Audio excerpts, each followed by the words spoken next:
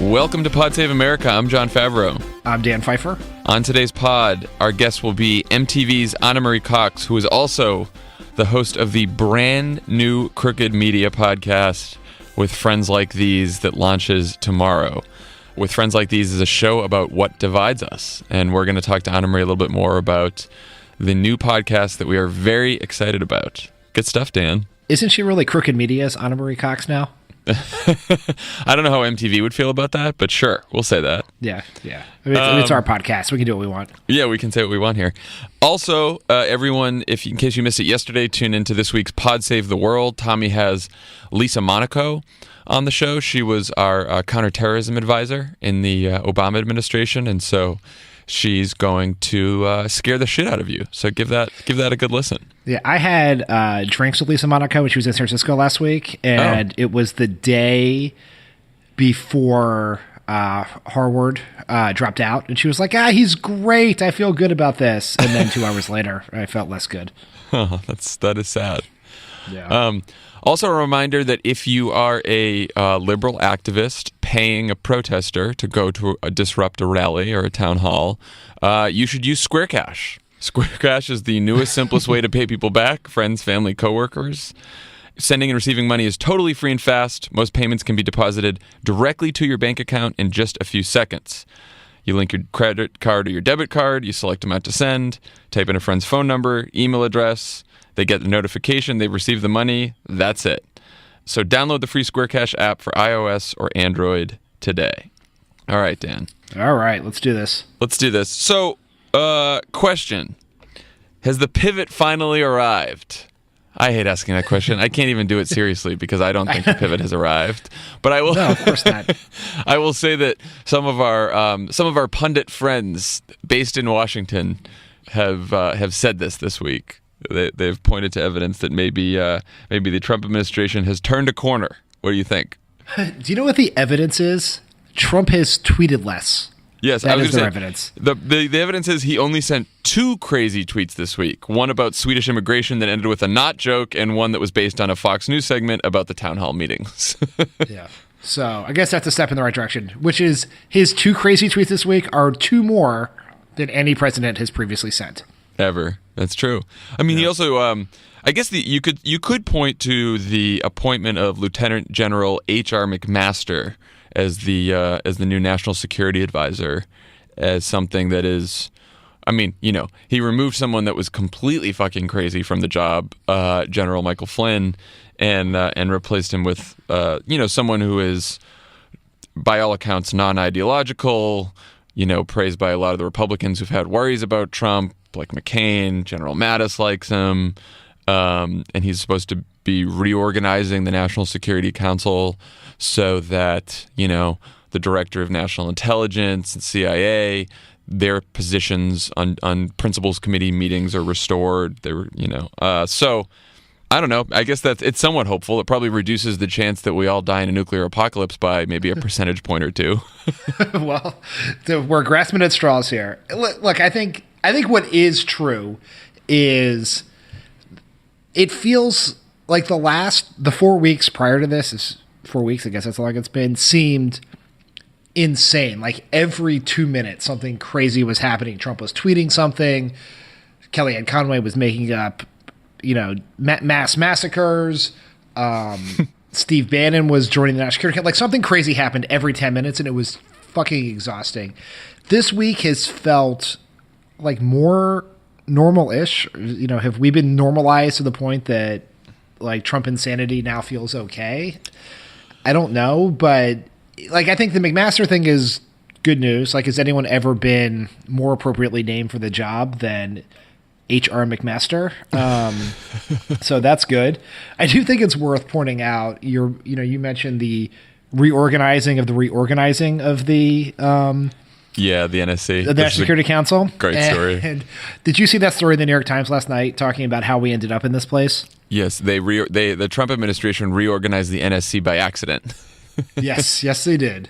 Because they basically cutting and pasting the Bush org chart, which is interesting. That would seem to make sense unless you forget that that was done before 9/11 when the Director of National Intelligence and the Department of Homeland Security did not exist. Right. I mean, it's such an interesting window, right? It's like, obviously the organization of the National Security Council by Obama must have been wrong. Let's not even look at it. Let's just go right back to the Bush administration one, even though it's like 15, 20 years in the past, you know? So that was crazy. I mean, look, I think I don't give them any credit for this week at all. I think what they're trying to do is the PR people in the administration, the communications people, the Kellyanne Conways, the people who think about politics, they probably recognized the gross incompetence of the last month and thought, you know, can we at least put a better foot forward in terms of, like, you know, our messaging and our politics and restraining the president of the United States from saying crazy shit this week, so we can continue to push our agenda, which is by no means moderated or, you know, pulled back or anything else. So, I mean, like, they sent him to he went to the Museum of African American History and Culture, where he said slavery, man, that was a bad thing. Yeah. That makes me laugh so much. And then he denounced anti-Semitism because all those that graveyard had been desecrated. And, you know, it took like a day for everyone to say, why isn't the president or the White House condemning this? And then, you know, Trump finally did when he was asked. So good. I know Pence went to the cemetery and cleaned up. So that's good. But it's like, you know, I think, first of all, I think it's taking all the effort they have to do this, right? Like, it's taking all their restraint to sort of put on a normal face for a couple of days. And, there was a great story in Politico about how they do this. The story is headlined, "How Trump's Campaign Staffers Tried to Keep Him Off Twitter. The Trick? Making Sure His Media Diet Included a Healthy Dose of Praise." Did you read that story? Oh, I did. I mean, it's basically a description of how you manage a poorly behaved 8-year-old. I mean, exactly. I mean, I think that was the intention of how they wrote it. Because it's the similarities between Trump and an 8-year-old child in this story are so strong. And it's not, you know, look, it's not fake news. They had 6 former campaign officials speak for this story, many of them on the record. And basically what they said is, during the campaign, whenever a bad story about Trump would hit, the campaign would then plant the good version of that story in publications like Breitbart, Fox News, Washington Examiner, and the Daily Caller. And then once they got their exact story that they wanted in one of those publications, they would then bring the story to Trump and show him. And they knew that they could sort of influence him because Trump doesn't read any news online. He only reads the print edition of the New York Times and watches cable news. That is the extent of his diet, unless news diet, unless one of his staffers brings in a printed out copy of one of the stories they have placed in a friendly publication. I have to say, I'm a little jealous of that. Like, I if know. we could have managed Barack Obama's media diet that way, if I could just have controlled what he saw based on what I brought to his desk, that would have been awesome. Instead, he had an iPad and access to the internet, like Also- most adults, so he could read news. I know he did. That everyone, President Obama. By the time he got his iPad, you could say he would be like looking online and seeing like the most read stories, and you know, you would probably hear about it more than I would, Dan. But if there was a story that displeased him, he would let you know. He would, or if he had questions about it. You know how President Obama would get, as all presidents do, would get movies on before they're released so we could watch them in the home in the home theater. Mm-hmm. I was pretty convinced for a while there that he had a deal with the New York Times where he also got the news before it was released, because the time between when it posted and when I would hear from him sometimes was so short that it seemed physically impossible. Specifically, David Brooks columns, I believe. I don't even know who that is. I don't know what you're talking about. No, I mean, I thought you were going to say you were jealous because, look, people can make arguments on the right that there's a liberal bias to some media outlets, right? But even a media outlet like the Huffington Post, you could not have called Sam Stein and said, "Hey Sam, there's been all these bad stories about Obama doing something. Can you write a good one? And just here, I'm just going to dictate to you what we want to say." And then Sam runs the story, and then you bring it to Obama. Like, could you imagine that happening? No, I mean it is absolutely possible. This is one of the real challenges about being a progressive is that we don't have like a propaganda machine like the Republicans do. Like they literally own except Breitbart. of course, the guy who owns Breitbart podcast, right? sits down the hall from Donald Trump and was basically they were Trump media for the entire campaign. And we certainly had there were lots like. You can make lots of arguments, particularly in 2008.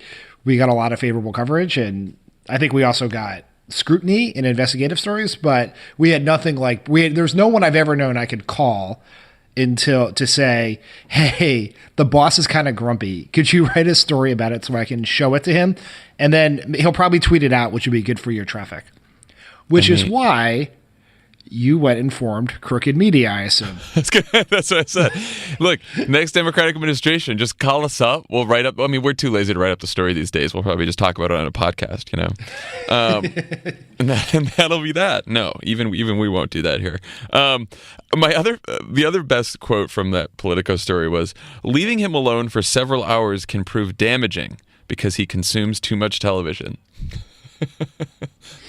Like. That is such a both. It's funny and also scary. Like, who's watching the president? He's watching too much television, and he might start a war. I mean, it's bad. It's also we live in an era of great television. There is more good TV to watch than we possibly have time for. Yeah. Like if you have all these extra hours. I don't know. Watch The Young Pope. Right. Do something. Do not just like mainline Sean Hannity in your brain for 8 hours a day. It is just. Whew. But anyway, apparently this has worked for this week. Maybe I don't know. I don't even think you can say that it worked this week. Like it's still pretty bad, And also, I just think like you can't be waiting around and saying like, okay, Trump hasn't done anything crazy for like 24 hours. Maybe this is a sign of something. Like it's like fucking Charlie Brown with the football. Like how many times have we gone down this path before where people think if something crazy doesn't happen in a couple of days that it means that they've turned over some new leaf in the White House. Come on. Yeah. It's like, remember when, like, usually the periods of calm with Trump are followed by the craziest shit ever. It was like, Trump seems like he's got his shit together. Oh, I don't know. Let's pick a fight with the father of a deceased U.S. service member, right? Right. I think he's the nominee now. I think he's really, he's going to start pivoting to the center.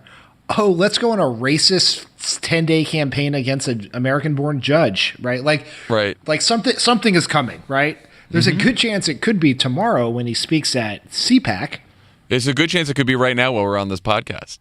That's right. I have Twitter up, so it is not happening at this exact minute, but between now and when you guys listen to it, there's a good chance things are going off the rails. I did see that during the pool spray at the top of the manufacturing meeting with CEOs this morning. Trump started by asking Jeff Immelt to tell the story about the time that they were golfing together and Trump got a hole in one. Just, hey you, I brought you here. Tell that story about the time I was cool. But there's, in all seriousness, there is a lot of evidence that nothing has changed, and in fact, some of the actual policy moves the Trump administration is making are just getting worse. There's no new travel ban this week. They delayed the announcement of the revised travel ban. But the reports are that basically the only thing that's changing in that ban is that they're probably going to exempt green card holders, make sure that no one's caught up, while they're traveling to the United States. And, they're not going to explicitly say that you can't accept Syrian refugees, but in practice, they'll still probably slow it down to nearly a trickle or to nothing. So the ban's not getting much better. A story about the Department of Homeland Security preparing to carry out Trump's executive order on deportations was fairly horrifying. What's going on there? Basically, it used to be that only undocumented immigrants convicted of serious crimes would be deported. Now, just about every undocumented immigrant is at risk. of being deported, and we're seeing these raids all over the country. Trump administration plans to spend more taxpayer dollars on a larger deportation force, maybe up to 100,000 more ICE agents. They want to spend more money on detention facilities. They want to enlist local police officers as enforcers, and they want to speed up deportation so that there's no trial first. Pretty bad shit. Pretty bad. Also, they want to send everyone back to Mexico, even if they're not from Mexico. I mean...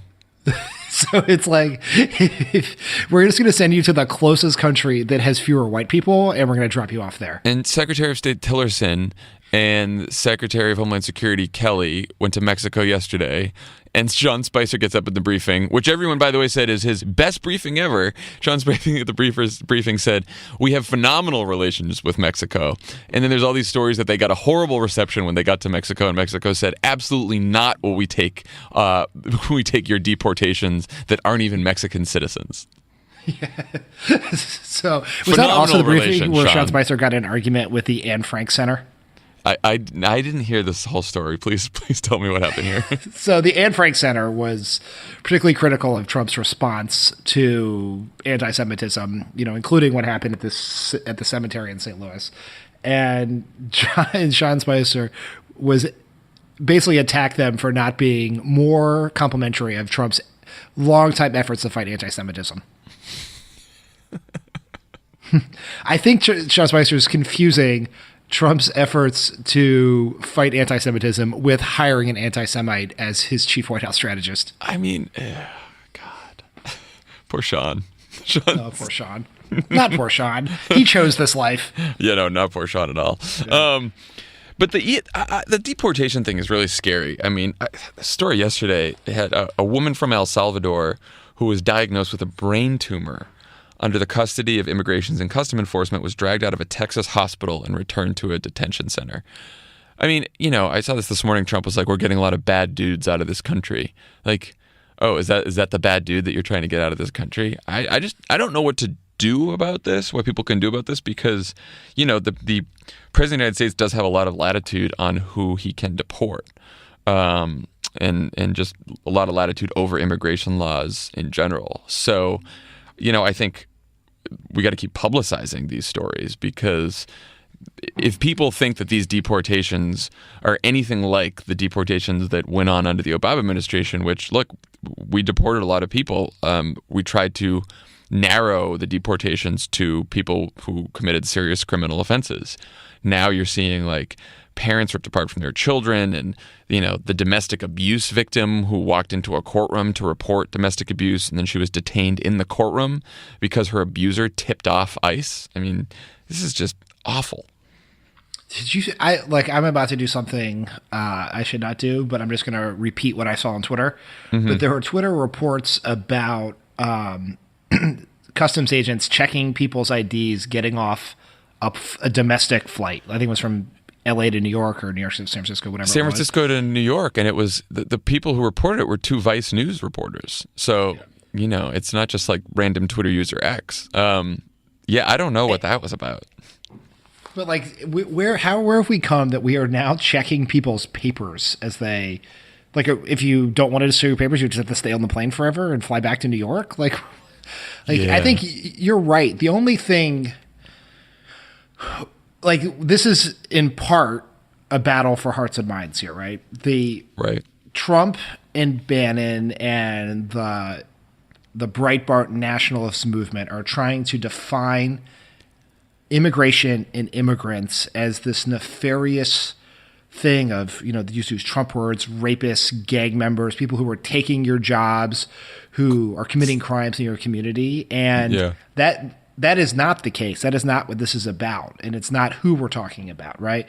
In their definition, refugees are ISIS sleeper cells, and in not, women and children fleeing violence and oppression. And it's incumbent upon all of us to engage in that battle, publicize these stories, let everyone know who are the people who are the victims of these policy changes, in the hopes that we can change hearts and minds now and change policy later by winning elections.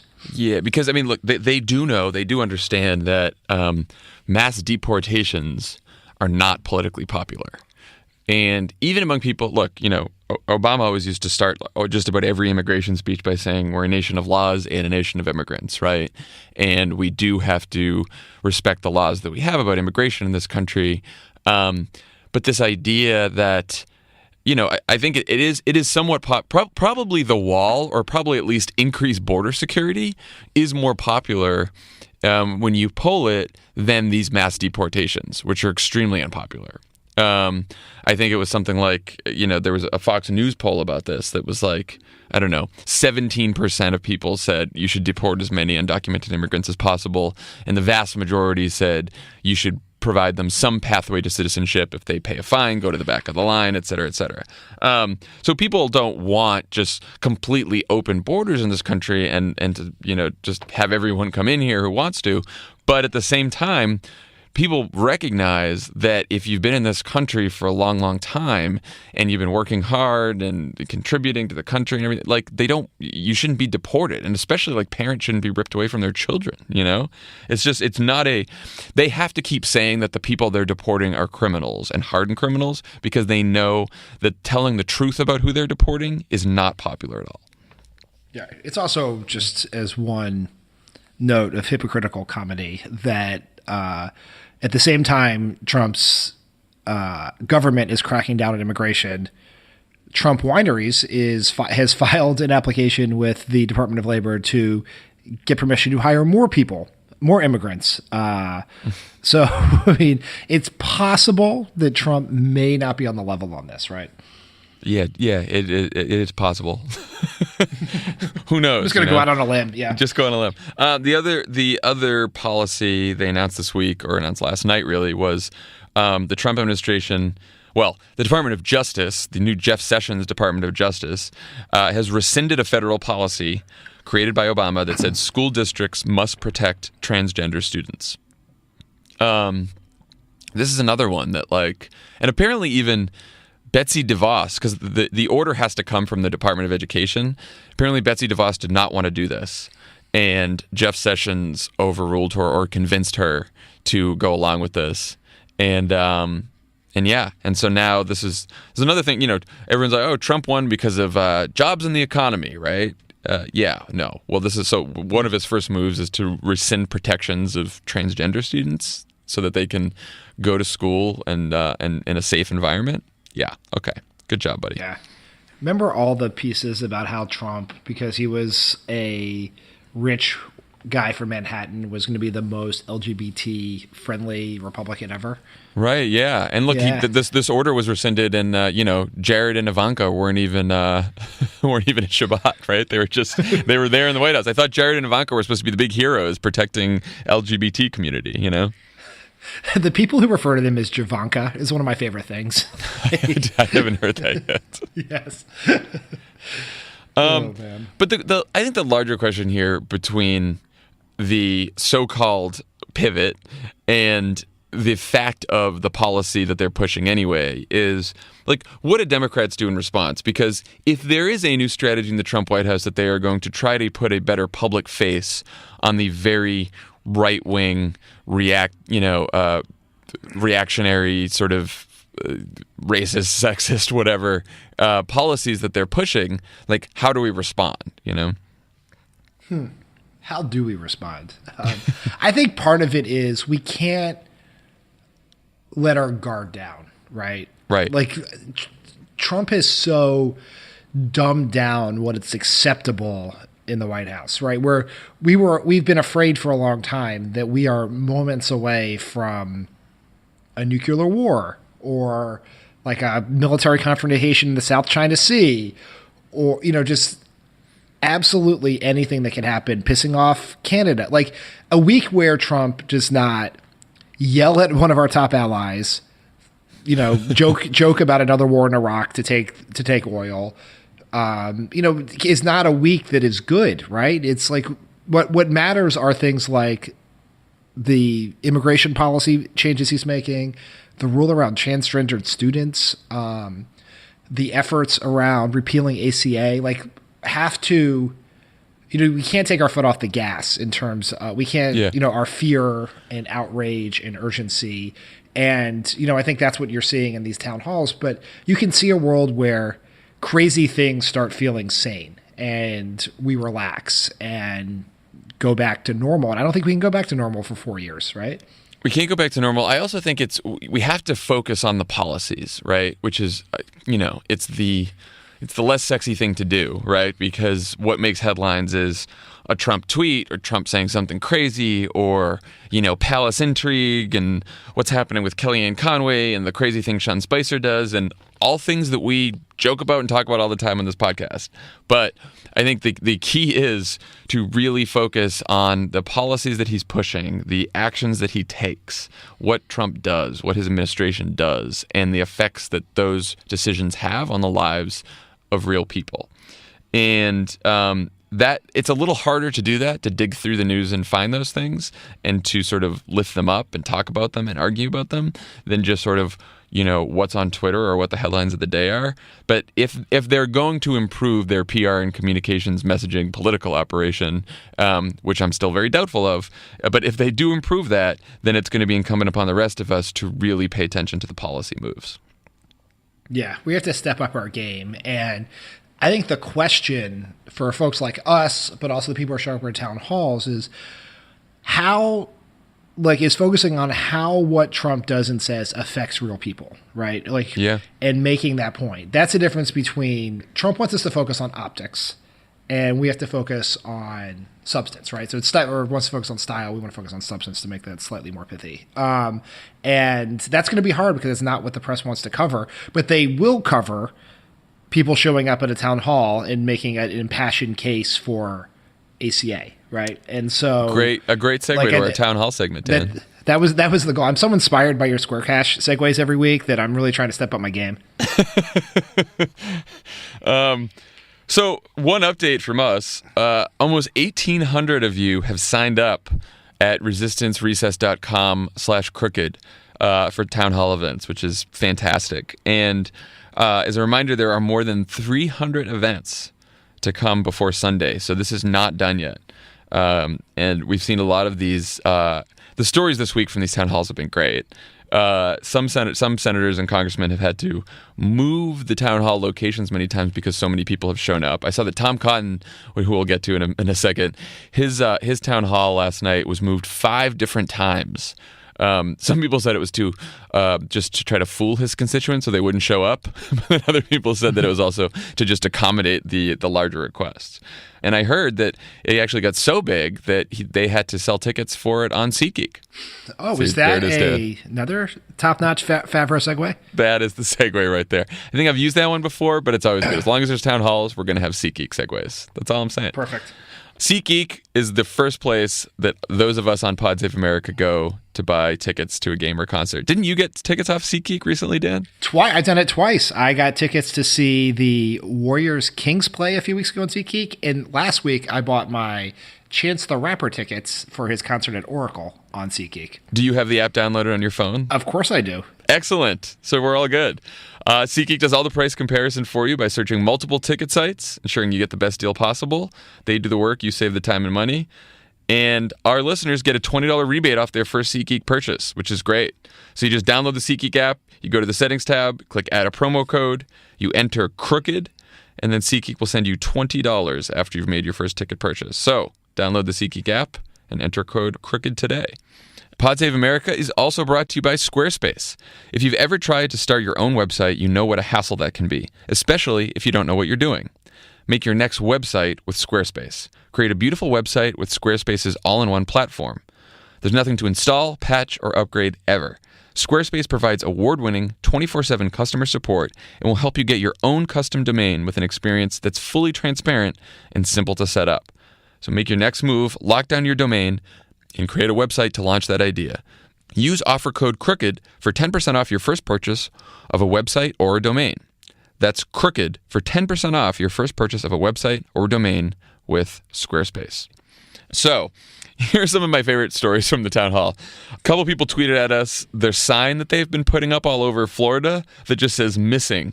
Flirty and Marco Rubio, have you seen me? Because Rubio refuses to hold a town hall, which I love. Is there anything less surprising than Marco Rubio Nothing. being too big of a coward to face his constituents and have to defend his pitiful, slobbering support of Donald Trump. He will never do that. All he'll do is just hide. He's hiding on the Senate floor and tweeting. That's about all that Marco Rubio can do. There's some folks in Orange County, California, who sent us a picture of the town hall they organized because their congressman refused to come. And then there's some of the clips we saw on TV. The woman yelling at Mitch McConnell, which was great. There was an older white guy yelling at Chuck Grassley. Didn't seem like a liberal activist to me. And then I love that some of the reaction from some of these Republicans at the town halls, like Jason Chaffetz, is complaining this morning about an attempt to intimidate and bully him at these town halls. Poor Jason Chaffetz. It must be so hard for him. Oh, so sad. I mean, Jason Chaffetz, can we just take a pause on him for a second? Please. Can we I said this morning to you, he's vaulted to the top of my list above Paul Ryan and Marco Rubio as the Republican with the least courage, I think, in Congress right now. Let's flash back to October of last year during the election when the Billy Bush, Donald Trump, grab him by the pussy tape came out. I remember that. Jason Chaffetz gave an impassioned explanation of how he could no longer support Trump because he could not look his wife and daughters in the eyes if he were to do that. Weeks later, Jason Chaffetz re-endorsed Donald Trump and has been carrying water for him, including, instead of investing as the head of the government oversight, instead of investigating all the damaging information that's come out, he wants to investigate the leakers who released the damaging information. It's not good. Not good at all. Did you see also, that, how awkward are the family dinners at the Chaffetz house when he does not look anyone at the table in the eyes? Did you see that the reports that our friend of the pod, Evan McMullen, might challenge him? I know. I'm excited about that. We said that we encouraged that here on Pod Save America a couple of weeks ago. So I'd like to say that we launched this, but well, I won't. I don't want to tell you your business, but it's probably not going to be super helpful for Evan McMullen in his Republican primary challenge in Utah. I don't know that many Republican primary voters in Utah are listening right now, but if you are, don't take our word for it, guys. I know we're not great. Yeah, so Chaffetz is very worried that he's being intimidated and bullied by his own constituents. I think there was like a 10-year-old girl who asked him a question at one of these town halls, so that must have been very scary for him. And then Louis Gohmert from Texas said he won't hold a town hall because someone might get hurt. He's worried about it because he's worried about the leftists. Yeah, I understand that. That makes sense. Democracy is very dangerous. Special snowflake Louis Gohmert. That's such a beta move, I don't really understand the snowflake thing. What is that supposed to mean? I don't either. I think like Breitbart, the Breitbart crowd, the alt-right crowd, whoever the fuck they are, they always called us liberal snowflakes, I guess, because we're so precious and scared like a snowflake, I guess. I don't know. Are we one of a kind? Is that what they mean? I don't know if it's one of a kind or it's just like, snowflakes are fragile. Fragile. I think we're trying to say we're fragile. Oh, I see. These are the people who can't show up at town halls now. This is like Sebastian Gorka, the national security guy who called up and threatened a lawsuit against some random Republican because they were tweeting bad things about him. Oh, so sad, Mr. Gorka. So sad. Anyway, so what do you think about these town halls and like people getting angry and yelling at their members of Congress? Like, do you think this is helpful? Not helpful? Well, I personally love it. I watch every clip, like Brad Jaffe of NBC News. I've retweeted every single one of his clips. Yeah, so he tweets out. He kind of collects these clips and has been tweeting them out, and I watch all of them. I watched some of that Chaffetz town hall on a live stream last week. Like, I am addicted to this. It is the most fun television that I have. I am to that what Trump is to Fox News, and and so I think I enjoy it. I think it's great. It's a little bit of a surreal experience because I remember in 2009 us believing that these town halls of these angry people screaming at the members of Congress was politically bad for them. Yeah. That turned out not to be the case, so I guess we don't have to worry about that. The one thing that I think is interesting is in 2009, the overwhelming bulk of those version of the clips were centered around ACA. Right? It was all about opposing ACA and being angry that the government was going to give all this money away and we couldn't afford it and all this sort of wrong information. But it was very focused on that and almost sank the bill. When you watch these clips now, it is like the overall message is anger about Trump, right? It is less specific policy focus. Like there's a lot of really powerful ACA ones. The woman who confronted Tom Cotton, also not a particularly favorite Republican of ours, about how her husband was dying and they needed health care and pressured him on what health insurance he had. Like there's a lot of that, but there's also the 7-year-old asking questions about climate change. There's a lot of Russia, like a lot of like, will you investigate Russia? Right. You know, a lot of the refugee stuff. And so it's a little bit of a mishmash. And I don't know exactly how I feel about that yet. Or does it concern you at all? It doesn't, because I guess I have seen the overwhelming number of clips that I've seen and stories that I've read have been ACA focused. Like I feel like the media has been packaging these as town hall protests about the Affordable Care Act. I've definitely heard some of the Russia stuff come through, and I've heard just general anti-Trump stuff. I have been mostly impressed. Like in 2009, there were a lot of signs like, you know, about death panels and Obama is, you know, government takeover of our healthcare and worse, right? The Tea Party signs were pretty rough. And look, there's some pretty tough signs about Trump out there right now too. But I've been enormously impressed with these town hall questioners knowing like detailed policy, you know, information about the Affordable Care Act. Like the questions have been very specific. They're about, you know, specific provisions of the bill. People have looked up what like health savings accounts are, which is what Republicans are proposing to replace some of these subsidies. And people have realized that health savings accounts are bullshits because you have to be rich in the first place to be able to put away money in a health savings account. So I've been very impressed with the knowledge at these town hall meetings. I do agree overall, whether it's at these town halls or not, that Democratic message at some point can't just be we hate Trump. It's just that it's not going to work, right? Like we need to attack specific policies and then provide solutions of our own. I do, you know, genuinely believe that, and there needs to be some focus, right? I think, you know, I don't think letting up on the Russia thing is a good idea because I think there's some serious questions that are unanswered here, but I think that, you know, talking about bread and butter issues, talking about issues that affect people's lives in their everyday lives is important. You know, we gotta hit that hard.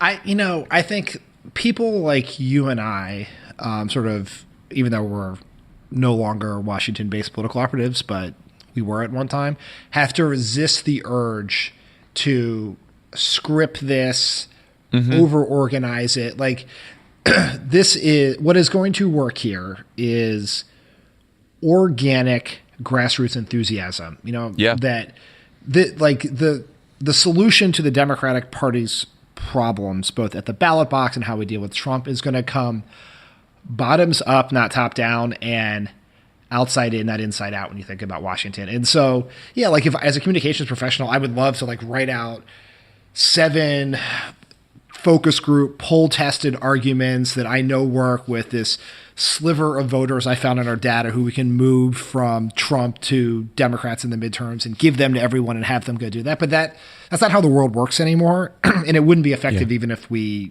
not able to do that. And even if we could, it wouldn't work. And so I think we have to let this play itself out. Right. And it's like Democratic leaders have to respond to this and help steer it in a electoral direction as we get closer to actual elections where people vote. But we have to, the biggest task for Democrats is not to try to control the Democratic enthusiasm out there, but more to become worthy vessels for that enthusiasm when it gets to election day. I completely agree. I completely, and I think it's a timeline thing.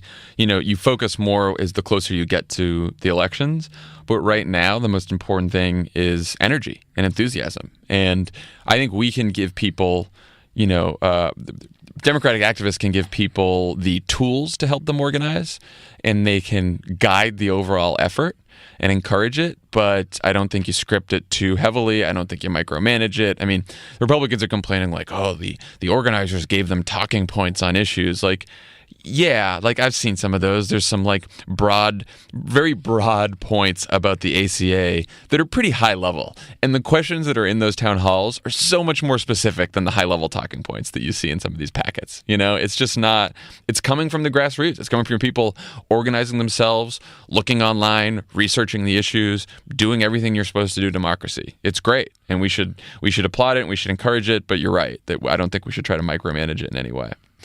We should do an update on elections before we get to Anna Marie. The DNC members will vote in Atlanta on Saturday for the next party chair. And right now it's a close race between Tom Perez, friend of the pod Keith Ellison, and friend of the pod Pete Buttigieg is in third. It's pretty much a close race. It's pretty much a race between Perez and Ellison. It seems like Perez is ahead in the delegate count right now, but no one really knows for sure, and we know that no candidate has the majority they need right now. Then there was a CNN debate last night, which, I have to be honest, I love all these people. They're great. I watched a couple minutes of the CNN debate, and I was like, I don't know. It seems a little boring. Yeah. I mean, why? I mean, we had them on our podcast. We don't have to go to somewhere else to listen to them. Right. I get the gist, Yeah. I mean, look, either way, I remember you and I being concerned at the outset of this, that this could turn nasty between like the Bernie Sanders wing, the Clinton people, the Obama people, establishment versus insurgent. And I think among the candidates, it's been pretty good. Like, I think Keith Ellison and Tom Perez went to dinner the other night and they tweeted about how they're friends and will help each other however this ends. Pete Buttigieg was incredibly impressive on our podcast, and reportedly on CNN too last night. And I think the good news is we have three very good candidates. I personally am supporting Tom Perez because I know him well, but it's not, and that's because I have a friendship with him and I think he's great, not because I think the other two are bad. I think they're also very good. So, however this ends, I think we're going to have a good person in charge of the DNC, which we're kind of in this purgatory phase where we're waiting for a DNC chair to get the DNC up and running to begin planning for the elections in 17 and 18 and 20. I said the same thing. I'd be very happy if any of the three of those, Ellison, Perez, or Buttigieg, won this race. Just because we should not over torque how important this job is. It is an important job. It's we're out of power, so it's the head of the Democratic Party for now, but it's not. I mean, this is an organizing job. This is a rebuilding and infrastructure job. This is not like, the biggest thing in the world, meaning it should not split the party apart depending on who wins. It's going to be okay. We can have bigger fights when we get to primary season, and we're trying to figure out candidates for office. Those are going to be some serious differences or policy differences. I think all of these folks are very, very progressive, and any one of them would be a good party leader, and, we'll see what happens. As you mentioned, there are other races in 2017. We've been talking a lot about the congressional elections in 2018, the House and the Senate, but in 2017 we're going to have some chances for Democrats to show up and win here. The Virginia governor race, the New Jersey governor race. Chris Christie is at 18% in New Jersey, and he can't run again. So very good chance for Democrats to pick up New Jersey. Same thing with Virginia, really. Tom Price's seat in Georgia. Tom Price is now the Secretary of Health and Human Services, and Trump won his district by 1 point after Romney won it by 23 points. And so this is a district right outside Atlanta. It's suburban. It's turning blue.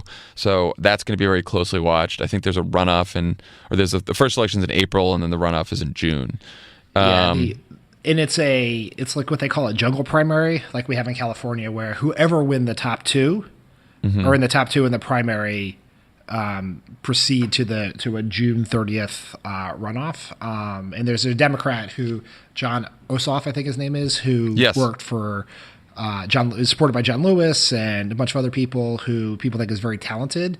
And he's been getting a lot of attention. A guy at my gym told me that his wife had given money to him, which I was pretty impressed. He knew about the people were already focused on the Georgia special election. And like, there's an opportunity here. It's special elections are hard to win, to get outside of like the normal partisan breakdown of them. But I think there's an opportunity there. And if people are looking for a place to channel their short-term energy, this is a good one.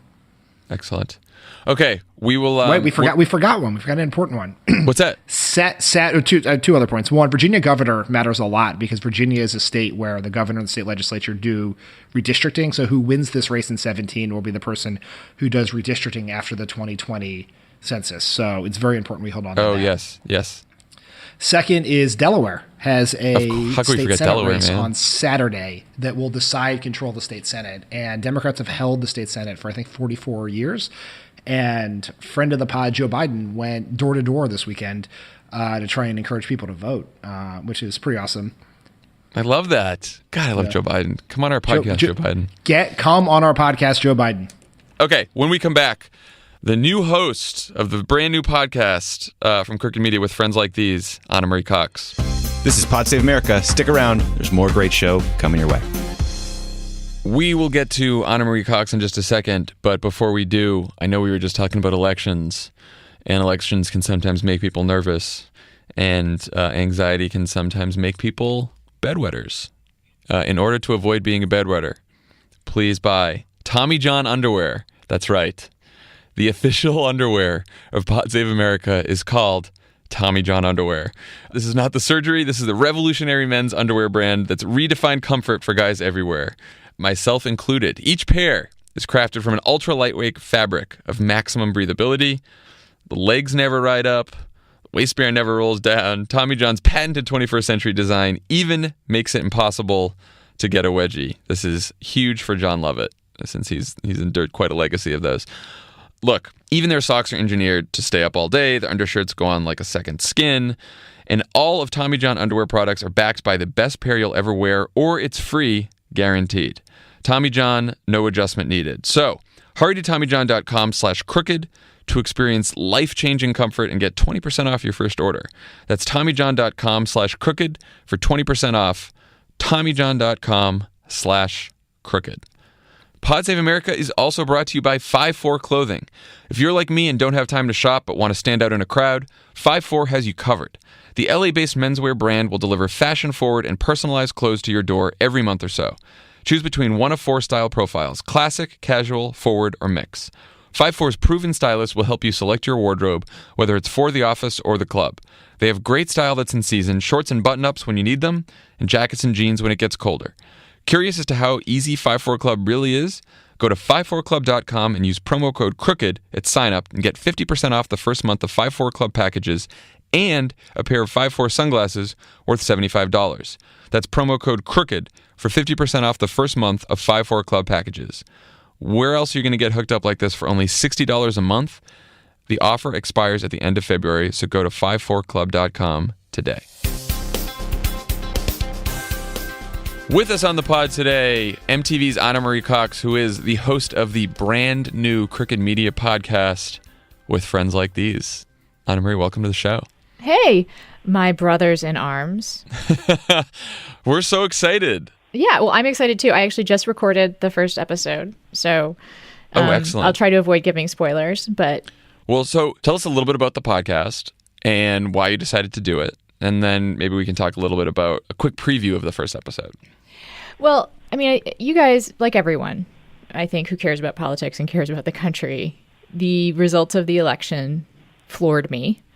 And even more than that, it made me start to think about, like, wait, so how do we survive this?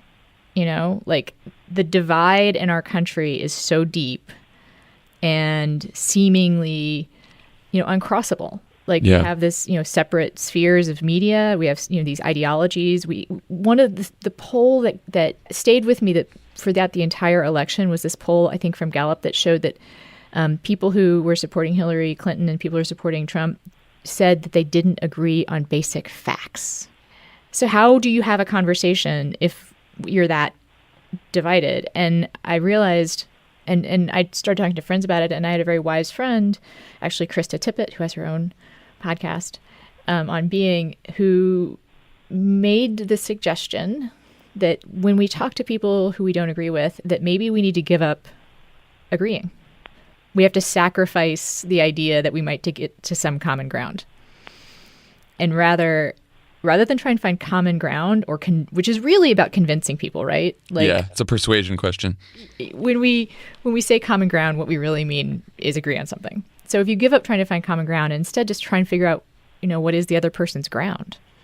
Like, why do they feel what they feel? I'm not saying you're going to get anywhere. Like, I don't know if that's the solution to... I mean, if your goal is, again, convincing people, I don't know if that's going to convince people, but, it maybe make the gap between us a little smaller. Yeah, I mean, it's a good place to begin as any, right? I mean, I think that there's two different questions. Some people say, okay, well, how do we beat Trump in 2020, right? Like, do we need to reach his voters? And I tell people, look, there's a base of his voters that may never leave him. We don't need to convince those people to defeat him. We could put together a majority that includes people who voted for Hillary Clinton and then some of the more reluctant Trump voters that decided very late in the game, and then you got a majority. But that is a different question to then some people say, okay, well, what about all those Trump support, like the hardcore Trump fans, how do we reach those people? And it's a tough question because I think if you live in this world where your news diet is Breitbart and Fox and all of these news sources, and that's how you get your information about the world, and you refuse to believe the facts that we believe, or we can't agree on a common set of facts, like you said, I don't know how we get past that. And that has implications, forget about just elections, that has implications for how we govern, how we live together, how the country survives. I mean, it's whether or not our elections work. Right, yeah. People lose faith in elections, like that's a crisis. That's that is an existential crisis.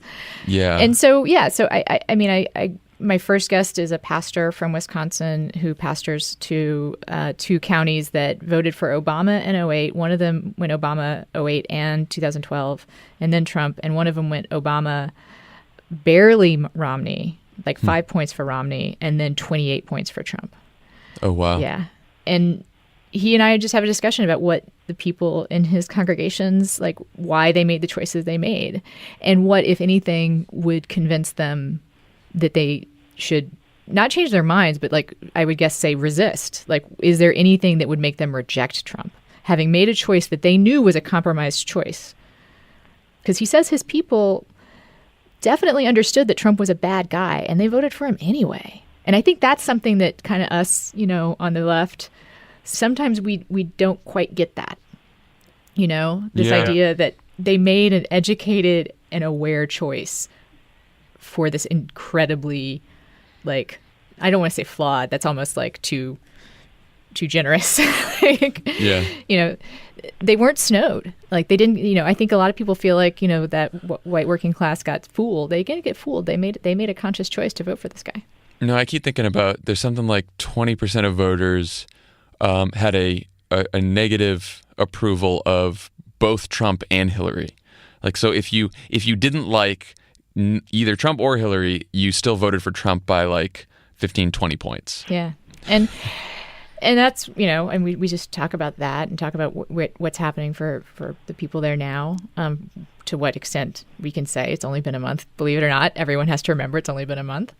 But I also want to add, because because we've talked about it, I'm interested in other kinds of divides too for this show. I'm not just interested in, the illustration for the podcast is a pussy hat and a MAGA hat, but very clever, very clever. It's very clever. It's an incredibly clever cover. I think the person who designed it was probably just genius. Jesse is a hero. He's designed all of our podcast stuff. But it is a clever cover, and it does communicate, sort of the central conceit. But we're also interested in conversations that would cross other kinds of divides, and between people. And I want to have conversations about those divides. I want to talk to my, friends who are people of color about our differences, because a lot of things happen on the left where we just kind of assume we're all together on the same team, and that's the sort of the real with friends like these part of it is yeah, we're all on the same team, but maybe we need to talk about our different experiences and talk about what makes us come to this same general,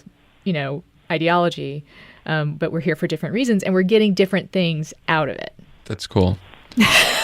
I'm really excited about this. Are you good? So who are some of the guests you have? You don't have to say the names of the guests, but what types of guests do you have lined up? Like, I imagine some Republicans. I imagine some, Yeah, well, Republicans definitely, but it's not going to be the Never Trumper of the week. Right. Yeah, that's like we do here. Yeah. But some Republicans and some actual Trump supporting Republicans. I also think that I want to talk to, some Muslim people. Like statistics that show like very few Americans actually know a Muslim person. Yeah. So I feel like that's something that we can do and we can talk about. People of color, of all kinds of color. I also want to talk to, people with different gender identifications, people with speaking about class, which is another thing on the left that we sometimes kind of skip over, but this election showed some fault lines. And I think, people like Tom Frank are obviously like who comes to mind for that. And then also, I'm going to take some suggestions, I think. Perfect. And I also am interested in if people are willing to talk about some personal insight and some personal experiences about how politics enter relationships and relationships enter politics. I was going to ask. So your husband is a Republican, and I think I've seen you tweet about your in-laws are fairly conservative as well. How do you talk to them about politics? Well, the short answer is like we discovered we can't. Uh-huh. This election, the differences are so extreme that what had been some kind of fairly good-natured ribbing and good-natured, oh, you silly bleeding heart liberal, oh, you hard-hearted, Reaganite, that, shit got real. Right. And we just agreed not to talk about it. And with my husband, what's been interesting is that he actually would not say he now does not identify as a Republican. He had his own kind of journey about politics, and Trump made him start to question whether or not that ideology was something that really he wanted, that the conservative side of the spectrum maybe was not as representative of his feelings and beliefs as he thought it was, which I think has happened to other people as well. But that story doesn't get talked about as much. I'm interested in exploring it, not with John, but because that would be weird. But I think people like Ben Howe, who is a writer, conservative writer, who for him, Trump's rise made him question whether or not, who his allies were and what it meant to be allies with people who supported Trump. Have you found it at all possible to even not talk about Trump with your in-laws? Like, I can't. I live in San Francisco, obviously, so I'm not. I live in my own bubble of my choosing. But like, it infects everything. Like Farhad Manjoo of the New York Times wrote his column this week about how he tried to take a week off Trump news, and his basic takeaway was it's impossible because he's everywhere. Are you guys able to find other things to talk about? Oh boy, has my relatively new discovery of sports helped. It's we because you can run out of the weather pretty quickly, but sports is still kind of enough material to avoid specifically talking about politics. But of course, that is now tough too, right? Like when you have the New England Patriots refusing to go to the White House. And also, I remember relatively recently I was visiting them and I got up before anybody else. And I very quickly, when I got up, turned the TV to ESPN. All right, we're going to, rather than have Fox and Friends on in the background, we'll have ESPN and everybody will be safe. And for some reason, the first thing that was on television when, my in-laws came down for coffee was a discussion about the NCAA pulling out of March Madness in North Carolina. So, it is everywhere. It's everywhere. And, something that I truly believe is that it usually is not that productive to talk about, extreme disbeliefs with people that you love, because you never are just talking about the area you disagree about, you're also talking about your relationship. And it brings up fears of acceptance and fears of loss. And, like if you have an argument with someone who you really care about, you're also arguing about your relationship and the health of that relationship. So, I mean, the whole concept of the show is kind of about, I'm not going to be talking to my in-laws or my husband. Unless you're really low on guests and you're just...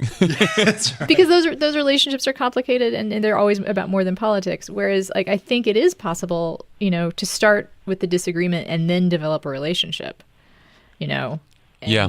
that is maybe how we're going to have to work. And I do think this is the way forward. I mean, I don't know what it's a way forward to.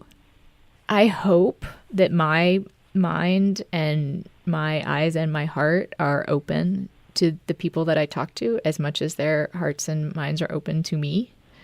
I think that one of the things that will hopefully make this adventure, this conversation worth having is I want to give up on my own grip of being right to the extent that I can, which is to say, I want to listen with, if I come into this hoping that they might be persuadable, then I have to at least open my mind to being persuaded, which is tough. It is. It's really great of you to do this because my reaction to the election has been the exact opposite. Like I have retreated further. Like I want to just insulate myself with people who agree with me and just be angry. And so, like, kudos to you. Hey, you can be both. Get you a podcast that can do both. This is a question though: is how do you see the sort of the town halls and the protests fit into this, right? Because I know I saw some people trolling you that like you admitted to joining MTV News' Anna Marie Cox admitted to joining anti-Trump protests. It's like, yeah, you like said it on TV. You were proud of it. I said it on TV on a show hosted by a former congressman. So, I think the divide between activism and media is pretty thin. But I also, I would say, like, I'm not an activist. I'm a citizen. I went to a protest specifically about the travel ban, and because that is something I felt strongly about. I think these town halls and these travel ban protests, what I find encouraging and hopeful about them is the degree to which people are being drawn to them out of personal experience and communicating that personal experience. Yes, I totally agree. Because I think that's also, if we make our project about reaching people with the potential of changing their minds, statistics are not going to be as helpful as stories. And those most powerful moments we've seen from the town halls so far, think about what they are. They're all miniature stories, Yeah, and it's so much easier to have empathy for someone else in their position and the ground that they stand on when you hear them talk about themselves and you see that the motivation is, about their own lives and their own families and not some, purely political motivation. And I do think the Trump administration has underestimated the degree to which the people that they want to oppress have deep roots and relationships in the communities of America, especially in cities, in blue cities and red states. I've told this story a couple of times, but I was having coffee the other day and I happened to overhear the two women next to me. This is like, a pour-over coffee shop, hipstery place in northeast Minneapolis. And they were talking about, the travel ban, they were talking about the deportations and immigration order, sanctuary city order. And they were talking about some friend of theirs who was married to somebody who had overstayed his visa and was now facing deportation. And, one of them was very upset about this. And it was one of those things, like, you don't realize how interconnected people's lives are. Like, you don't realize, like, this is not just about, like, low wage labor, Right. Very much. It's complex and nuanced.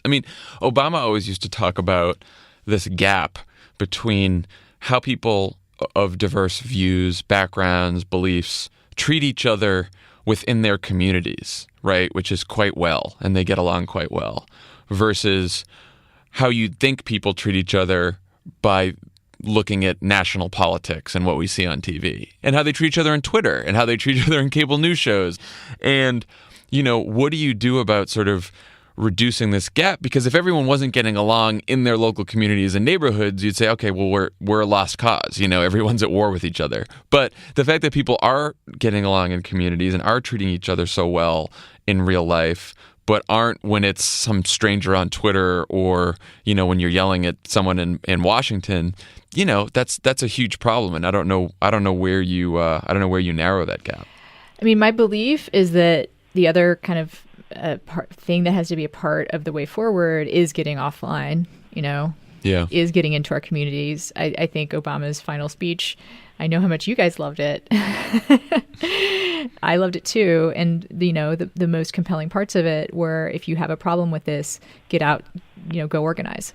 Right. And I think, the degree to which we survive as a country, and I actually am not even talking about policy, right? I'm not even talking about which kind of policy succeeds. I am talking more about that existential crisis of whether or not we can even talk and trust each other. We need to be of service to each other.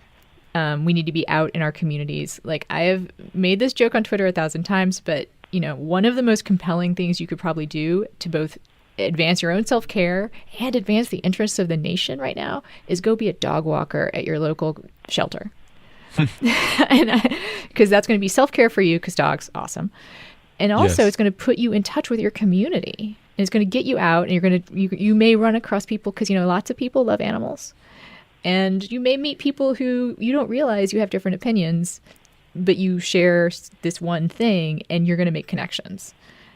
That's awesome. You could do other stuff besides walk dogs. That's a personal favorite. But I think get out in your community and start being of service to someone, especially a stranger, in whatever way you have the most passion about, whether that is, soup kitchen, mentoring, tutoring, visiting the elderly, whatever it is. Get out there and start doing it, and you will develop the resilience for your own sake. That is extraordinarily good advice. We are so excited about this podcast. Everyone, please get the teaser is on iTunes right now, so you can go subscribe right now. And then the first episode is going to drop tomorrow, right? It's dropping tomorrow. Dropping tomorrow. All right. With friends like these, go sign up. And Anna Marie, come back on, and we'll keep talking about all this stuff. All right. Thanks. All right. Take care. Thank you. Thank you so much to Anna Marie Cox for joining us again today. Go subscribe to With Friends Like These. Go subscribe to Pod Save the World. And, of course, rate us and review us on iTunes. Dan, I'll talk to you later. All right. Bye.